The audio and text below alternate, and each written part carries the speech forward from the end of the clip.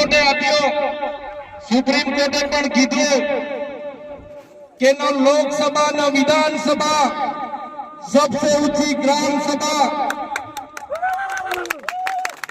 ત્યારે આપણા મુખ્ય વાત કરી કે ગ્રામ સભાનો પાવર છે, અનુસૂચિત 5 વિસ્તારમાં ગ્રામ સભાની પરવાનગી લેવી પડે। આ વિસ્તાર 1996 અંતર્ગત આવે છે। તમારે આ કાર્યક્રમ કરવા માટે, તમારે આ પ્રકારનું પ્લાન્ટેશન કરવા માટે ગ્રામ સભાને કેમ જાણ કરવામાં નથી આવી? ગામ લોકોને કેમ નોટિસો આપવામાં નથી આવી? ગામ સભાની મંજૂરી કેમ લેવામાં નથી આવી? એવા સવાલો કરતા વનકર્મીઓએ, પોલીસ અધિકારીઓએ ઉશ્કેરાઈ જઈને આપણા 10 થી 15 આગેવાનોને પકડીને બળજબરી પૂર્વક અહીંથી પોલીસ સ્ટેશને લઈ જવા માટેના પ્રયાસો કર્યા। ત્યારે ગામના લોકો એમને છોડાવવા માટે આગળ આવ્યા। ગામ લોકો છોડાવવાનો પ્રયાસ કર્યો ત્યારે પોલીસના અધિકારીઓએ પૂર્વ આયોજિત કાવતરા મુજબ એ લોકોએ ગામના લોકોને દોડાવીને લાઠીચાર્જ કર્યો।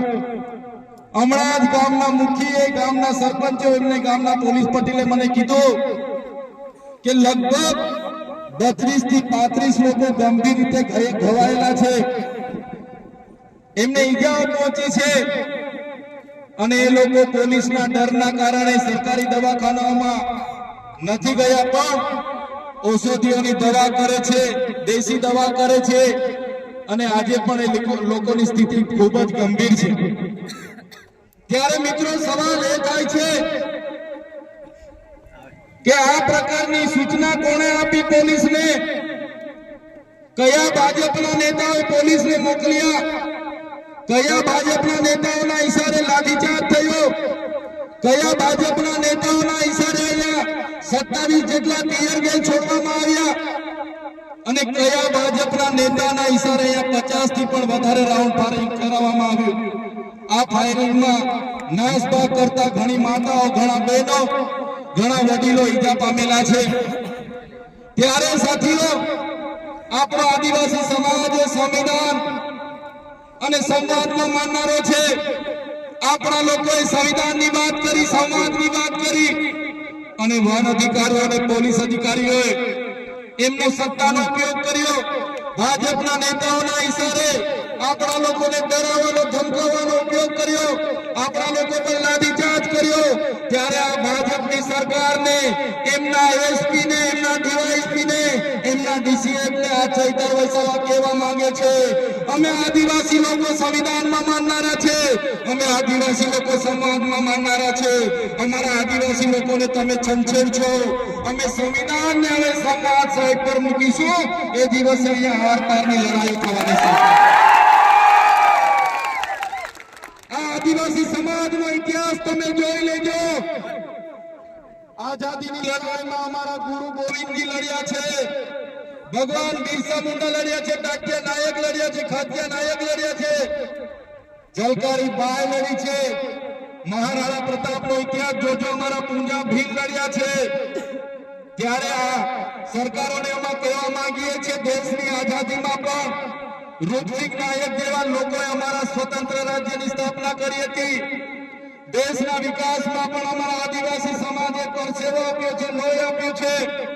દેશના વિકાસમાં જ્યાં ડેમોની જરૂર પડી, અમારા લોકો વિસ્થાપિત થયા છે, કોરિડોરની જરૂર પડી, અમારા લોકો વિસ્થાપિત થયા છે, નવા નેશનલ હાઈવે બનાવવા અમારા લોકો વિસ્થાપિત થયા છે, એરપોર્ટ બનાવવા માટે અમારા લોકોએ જમીનો આપી છે।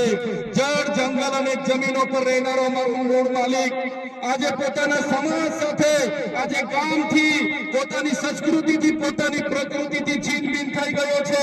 આટલું બધું કર્યા પછી પણ અમારા લોકોને તમે રંજાડવાની વાત કરશો?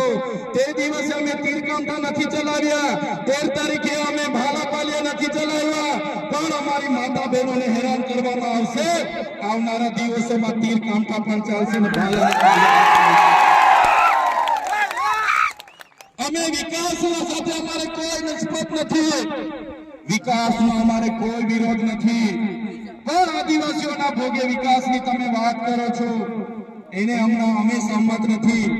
એક બાજુ આઝાદીના 78 વર્ષ થઈ ગયા, અમારા લોકો આજે આઝાદીના 78 વર્ષ પછી પણ 2% રોટલાઓ માટે અમારા લોકોને શહેરોમાં મજૂરી કરવું જવું પડે, અમારા બાળકોના શિક્ષણ માટે શાળાઓમાં શિક્ષકો માટે આંદોલન કરવું પડે, સારી શાળા માટે આંદોલન કરવું પડે, પીવાના પાણી માટે આંદોલન કરવું પડે, જંગલની જમીન માટે આંદોલન કરવું પડે, અમારી ખેતીના પાકના ભાવ માટે આંદોલન કરવું પડે, અમારા યુવાનો સાથે જે અત્યાચાર થાય એના માટે આંદોલન કરવું પડે, મારી બે દીકરીઓ માટે આંદોલન કરવું પડે. ત્યારે અમે આ સરકારોને કહેવા માંગીએ છીએ, આ તમારી મનુવાદી સરકાર, આ તમારી સામંતશાહી સરકાર, આદિવાસી સમાજ હવે જાગી ગયો છે. સરકારને અમે કહેવા માંગીએ છીએ, હવે અમારો સમાજ લડેંગે જીતેંગે, जिंदाबाद मुर्दाबाद, आगे बढ़ो. हाय सरकार, हाय हाय, आवेदन निवेदन હવે અમે કરવા માંગતા નથી. તમે પાડલિયા ગામ સાથે જે અત્યાચાર અમે કર્યો છે, જો આવનારા દિવસોમાં જે પણ લોકો પર FIR થઈ છે એ FIR રદ કરવામાં નહીં આવે તો આવનારા દિવસોમાં અમે પાલનપુર એસપી કચેરીનો ઘેરાવો કરીશું.